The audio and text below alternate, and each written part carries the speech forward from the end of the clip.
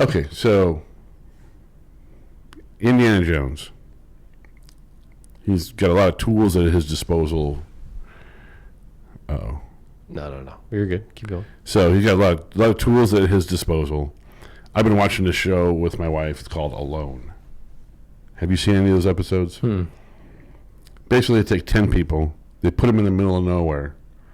It's like a Survivor, but not Survivor because they're alone. So the one I'm watching is season 7, and they put these wilderness expert people to the test, kind of a thing. Can you survive? You get 10 items on a backpack that you bring. There's a couple other things that they give everybody, But the one I'm watching, they're up in the Arctic. They got dropped off at the beginning of September, mid-September. So they're up at this lake, way North America up here. And oh my gosh, man. People are tapping out. Like, it starts to get cold. They got to catch their own food. They got to build their own shelter. They got to do everything.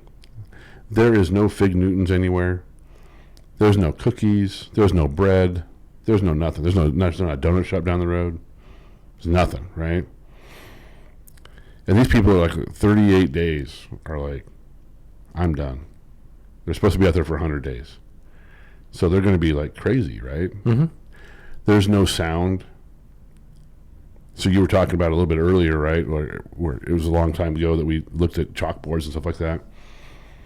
And we look at that as more of a simpler time kind of a situation. Now, you don't see any of that. It seems like a long time ago, and it's just kind of led me to believe that, and watching that show, I'm going, they're talking about it. They're going, the only thing you hear is the wind and the critters, and that's it. That's all you're hearing all the time. You don't hear people's voices. You don't hear electronics buzzing or whirring in the background. There's no TV. There's no nothing. It's just you and your head, right? Yeah. So Indy had to go through some of this, right? He's traveling, right? And he's in the middle of nowhere a lot of times. I'm wondering if he's not, like, gone a little crazy. Oh, probably. I think so. Yeah. Even just a little bit. Eating weird stuff. Yeah. Just to stay alive. I mean, it looks good throughout the whole film, Looks like he kept its weight up. Yeah.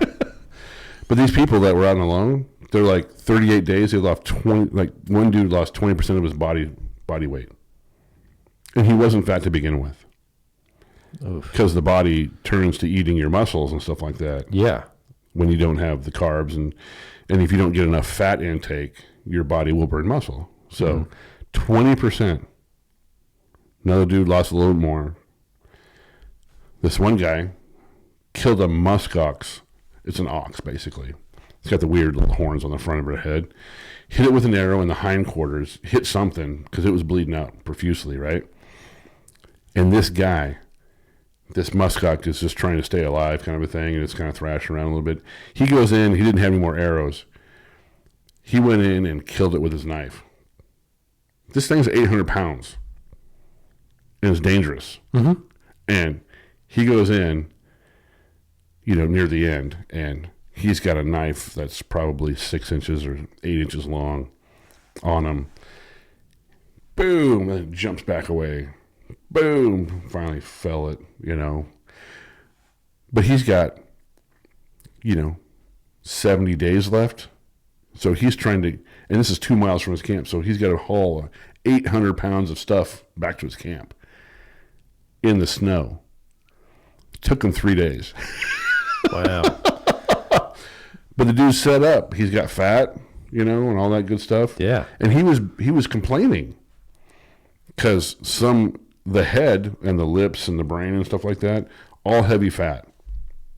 So he was going to be eating all that to try to keep his body weight up. Mm-hmm. And so he was pissed because some critter came in with the head. He had butchered a lot of it on the first day and kind of packed it up and had it set aside, trying to cover it up and make sure nobody got to it. But the head was the one thing he left out. And yes, he was all pissed. He was like, "Oh man, somebody got the lips and all that good stuff. I was looking forward to eating all that stuff." Yeah.